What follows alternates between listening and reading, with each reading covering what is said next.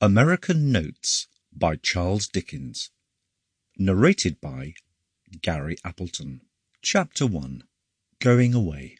I shall never forget the 1/4 serious and 3/4 comical astonishment with which, on the morning of the 3rd of January, 1842, I opened the door of and put my head into a stateroom on board the Britannia steam packet, 1,200 tons, burthen per register, bound for Halifax and Boston, and carrying Her Majesty's mails. That this stateroom had been specially engaged for Charles Dickens, Esquire, and Lady, was rendered sufficiently clear, even to my scared intellect, by a very small manuscript announcing the fact, which was pinned on a very flat quilt, covering a very thin mattress, spread like a surgical plaster on a most inaccessible shelf.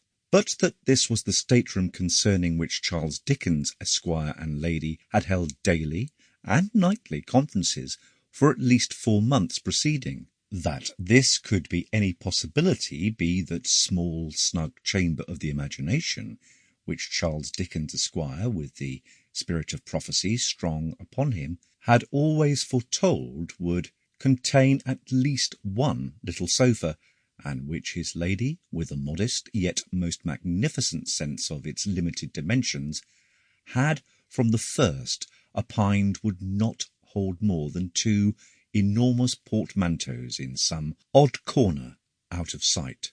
Portmanteaus which could now no more be got in at the door, not to say stowed away, than a giraffe could be persuaded or forced into a flower pot. That this utterly impracticable, thoroughly hopeless, and profoundly preposterous box had the remotest reference to or connection with those chaste and pretty, not to say gorgeous little bowers sketched by a masterly hand in the highly varnished lithographic plan hanging up in the agent's counting-house in the city of London, that this room of state, in short, could be anything but a pleasant fiction and cheerful jest of the captain's, invented and put in practice for the better relish and enjoyment of the real stateroom presently to be disclosed.